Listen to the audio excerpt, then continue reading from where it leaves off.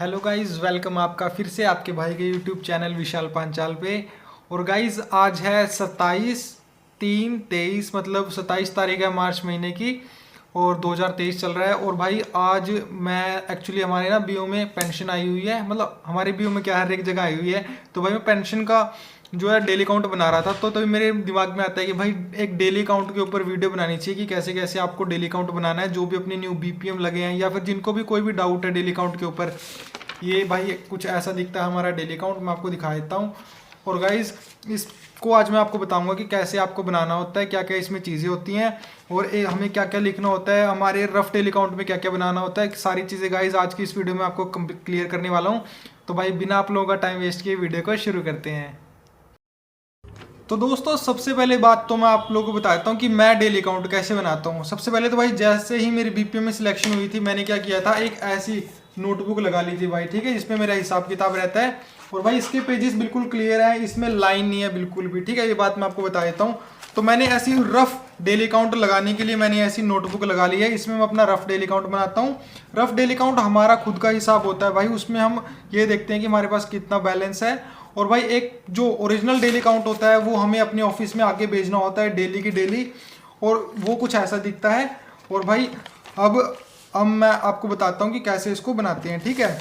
तो आपको भी मतलब मेरे हिसाब से एक ऐसी कॉपी लगा लेनी चाहिए भाई, जिसमें आपका मतलब खुद का भी एक रफ हिसाब रहे और जिससे आपको पता चलता रहे कि क्या क्या मेरे भी मतलब क्या कितना मेरे पास कैश है और क्या क्या हिसाब किताब मेरे पास चल रहा है, ठीक है।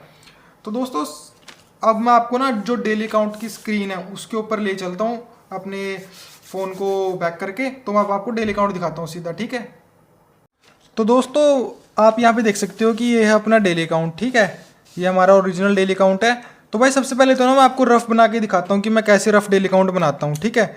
तो आज भाई हम यहाँ पे देखते हैं कि आज है 27 तारीख, ठीक है, 27/3/23। मैं कॉपी में ऐसे तारीख लिख लेता हूँ हर एक नए पेज पे, ठीक है। तो भाई मेरा जो लास्ट बैलेंस होता है, जो मतलब कि पुराना बैलेंस था, कल का बैलेंस था, जो मेरा क्लोजिंग बैलेंस था, उसको आपको सबसे पहले यहाँ पे लिख लेना आपके क्लोजिंग बैलेंस को, ठीक है। मतलब सही तरीका जो जैसे मैं बनाता हूँ वैसे आपको बता रहा हूँ, ठीक है। लास्ट बैलेंस मान लेते हैं भाई, मेरा था 20,000 मैंने ऐसे लिख लिया जो मेरा क्लोजिंग बैलेंस था। उसके बाद मैं यहाँ पे लिखूंगा एसबी, यहाँ पे लिखूंगा मैं आरडी, यहाँ पे लिखूंगा एसएसए, यहाँ पे मैं लिखूंगा आरपीएलआई, यहाँ पे मैं लिख दूंगा टीडी, ठीक है। तो भाई आज एसबी में मेरे कितने पैसे जमा हुए हैं, मान लेते हैं मेरे 2,000 रुपये एसबी में जमा हुए हैं। आप आई होप आपको ये बात समझ आ रही होगी कि एसबी में, एसबी का मतलब होता है सेविंग डिपॉजिट में, मतलब हमने कितने पैसे जमा किए हैं, जो सेविंग के खाते थे उन सब में हमने कितने पैसे जमा किए हैं, यहाँ पे हम 2,000 लिख देंगे, ठीक है। और भाई आरडी है, मैं जूम कर देता हूँ थोड़ा सा। और भाई आरडी में देख लेंगे, आरडी मान लेते हैं हमारे पास आरडी में भी 2,000 रुपये जमा हुए हैं। एसएसए में हमारे पास 3,000 रुपये जमा हुए हैं। आरपीएलआई किसी ने करवा रखी थी, उसकी हमने आरपीएलआई भरी, उसमें 1,000 रुपये हैं। और भाई किसी ने मान लेते हैं 1,00,000 रुपये की टीडी कर ली, टीडी करी हमने 1,00,000 रुपये की, और 1,00,000 रुपये हमने यहाँ पे लिख दिया, ठीक है। और भाई इस साइड तो ना आप लिख लोगे डिपॉजिट, भाई कितने आपने डिपॉजिट किए हैं, इस साइड आप डिपॉजिट लिखोगे, ठीक है। सही तरीका बता रहा हूँ, जैसे मैं बनाता हूँ वैसे बता रहा हूँ, ठीक है। डिपॉजिट आपको अपने लेफ्ट हैंड साइड लिख लेनी है और विड्रॉल आपको अपने राइट हैंड साइड लिख लेनी है, विड्रॉल, ठीक है।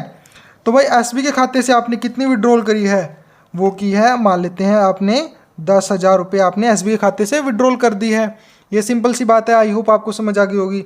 और भाई आपने मान लेते हैं पेंशन आई हुई थी, पेंशन भी आपने दी है, पेंशन आपने 20,000 रुपये पेंशन आपको आपने विड्रॉल कर दी। तो भाई इस साइड हमने लिख लिया डिपॉजिट, इस साइड हमने लिख लिया विड्रॉल। आपको एसबी की अलग लिखनी है, पेंशन की अलग लिखनी है, ऐसी आपको हर एक की अलग अलग सारी डिटेल बनानी है, ठीक है। और भाई यहाँ पे अब मैं कर देता हूँ इनका टोटल विड्रॉल मैंने कितनी की, 20,000 प्लस 10,000 कितना हो गया, 30,000, ठीक है। और भाई यहाँ पे हम देखते हैं इस साइड हम कितना हमारा टोटल हो गया, वो लिखेंगे 20,000 प्लस 2,000 22 और 2 24, 24 और 3 27, 28 और 1,00,000 की हमने टीडी करी थी, तो कितना हो गया 1,28,000, ठीक है। 1,28,000 हमारे पास जमा हो गया था। और हमने विड्रॉल कितने की थी, 30,000 रुपये की, मतलब 30,000 हमारी तरफ से कैश चला गया हमारे पास से, तो माइनस कर देंगे 30,000, हम इसमें से माइनस कर देंगे। 1,28 में से भाई हम 30 माइनस करेंगे तो 0 0, और यहाँ पे भी 0, यहाँ पे 8, 12 में से 3 गए 9, 98,000 रुपये इसका मतलब हमारे पास कैश है। ये बात भाई आपको समझ आई है। तो बहुत अच्छी बात है। अगर नहीं समझ आई तो एक बारी और समझा देता हूँ। हमारे पास लास्ट बैलेंस था 20,000 रुपये हमारे पास थे, ठीक है।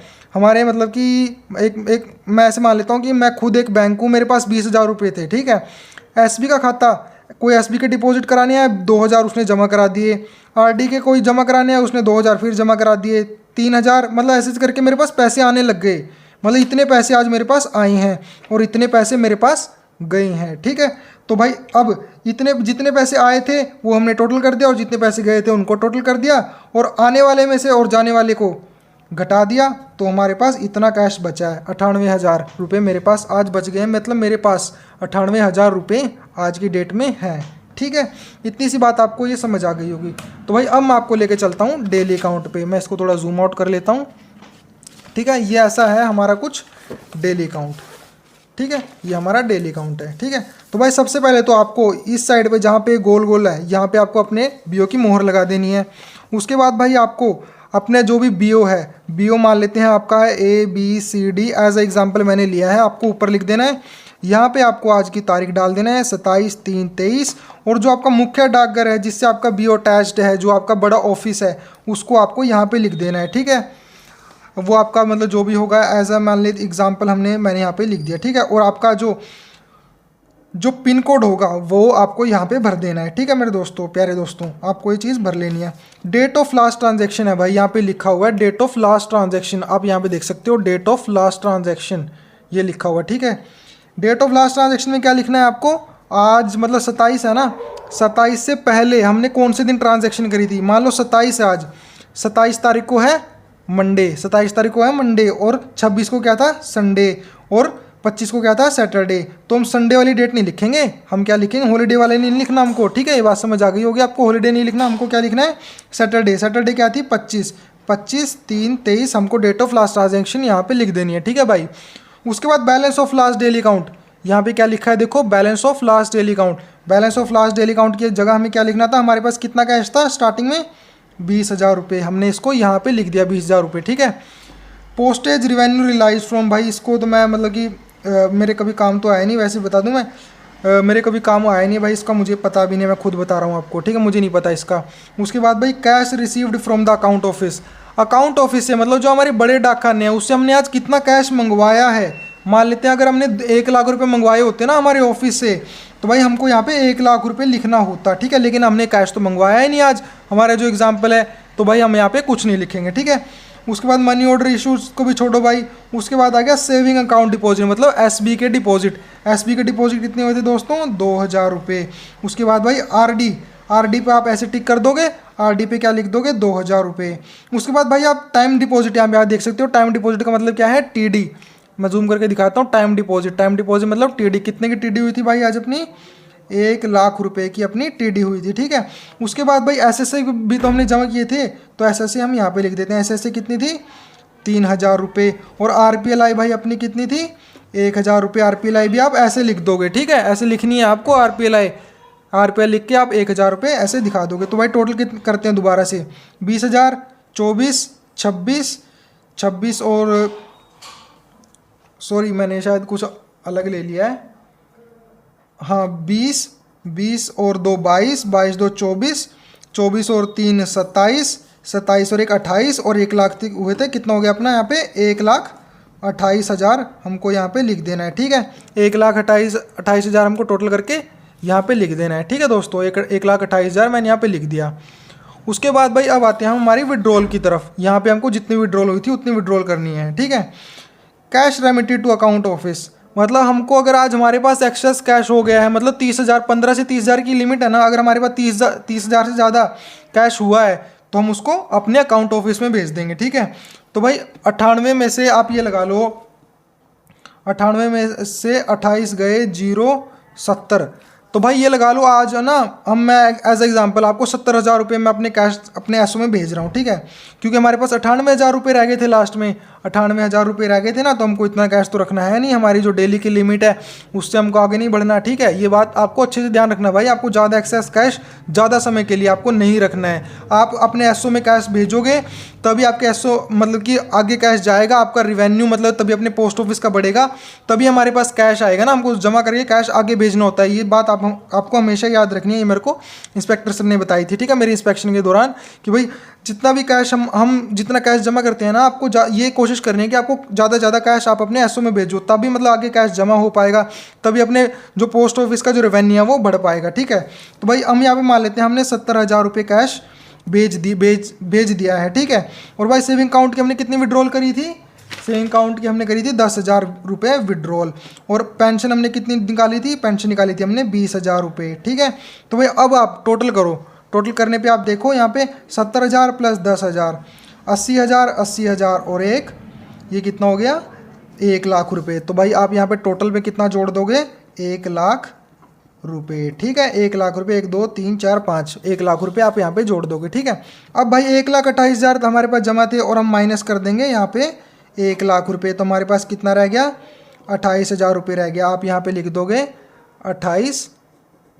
28,000 रुपये आप यहाँ पे लिख दोगे, और यहाँ पे आप वर्ड्स में लिख दोगे, मतलब कि 28,000 ओनली, ऐसे आप यहाँ पे लिख दोगे। यहाँ पे कैश इन हैंड पे आपको ऊपर लिखना है, मैक्स हमारे पास है 30 और भाई मिनिमम है हमारे पास, जूम आउट कर लेता हूँ थोड़ा, मिनिमम है हमारे पास 15,000। यहाँ पे आपको इसको ऐसे नील लगा दोगे और यहाँ पे आप दोबारा से लिख दोगे 28,000 रुपये, ठीक है। यहाँ पे आप ऐसे कर दोगे, ठीक है।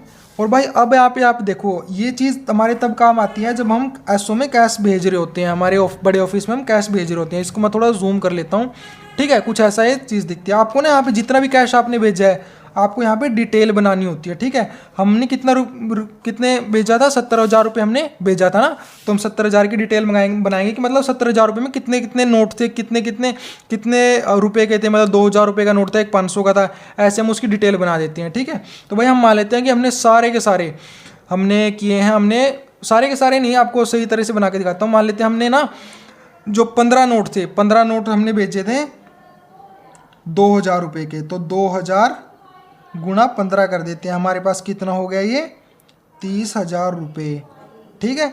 मतलब 30,000 रुपये के 2,000 के 15 नोट थे, 30,000 रुपये तो वो हो गए। और अब 500 रुपये के कितने नोट थे, हमारे पास रह गए 40,000।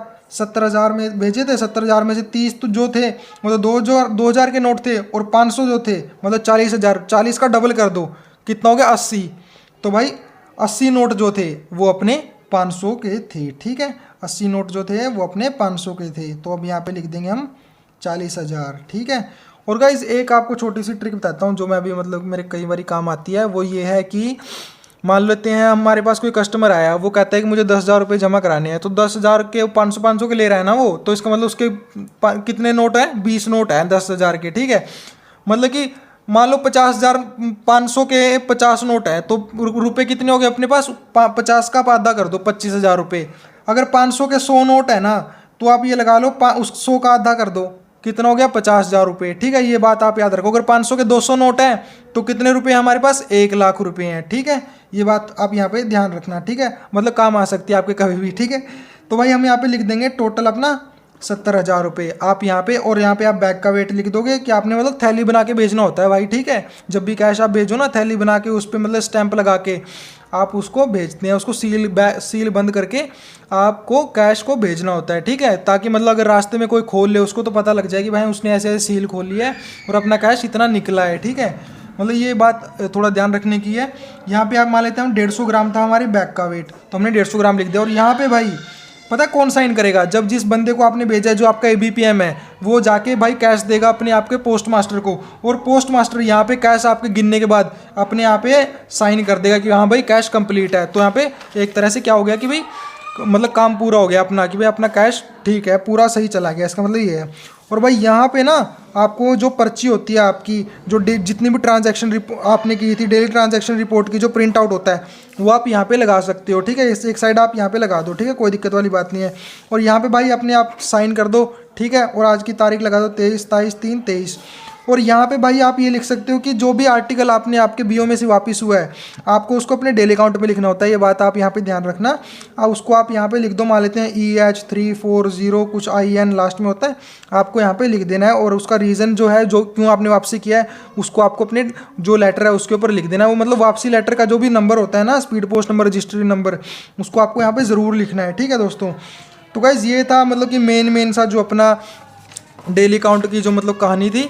वो मैंने आपको बता दी कैसे कैसे डेली अकाउंट बनाते हैं। एक साइड डिपॉजिट, एक साइड विड्रॉल, फिर उसको माइनस कर देते हैं। और भाई अपना ये ऐसे जो बैलेंस बनता है कैश आपको यहाँ पे लिखना है, जो आपने कैश भेजा है, जो आपने आर्टिकल्स भेजे हैं वापसी, उनको आप यहाँ पे लिखना है और यहाँ पे आपको अपने साइन कर देने हैं। और भाई सीओडी जो भी आती है अगर आपको अपने हिसाब में लेनी है तो सीओडी यहाँ पे आप लिख के और यहाँ पे आप लिख सकते हो कि इतने अमाउंट की सीओडी थी और सीओडी के पैसे भी हमको एसओ में भेजने होते हैं। तो यहाँ पे भाई आप सीओडी लिख के, क्योंकि अपनी तरफ से पैसे गए हैं ना, तो हम यहाँ पे लिख देंगे सीओडी का अमाउंट और उसको टोटल करके यहाँ पे प्लस हुआ था यहाँ पे माइनस कर देंगे अपने डेली अकाउंट में से, उतना का उतना ही कैश हमारा रह जाएगा। ठीक है, तो भाई जितना कैश हमारे पास आया है उसको हम इस साइड लिखेंगे, जितना हमारे पास से गया है उसको इस साइड लिखेंगे।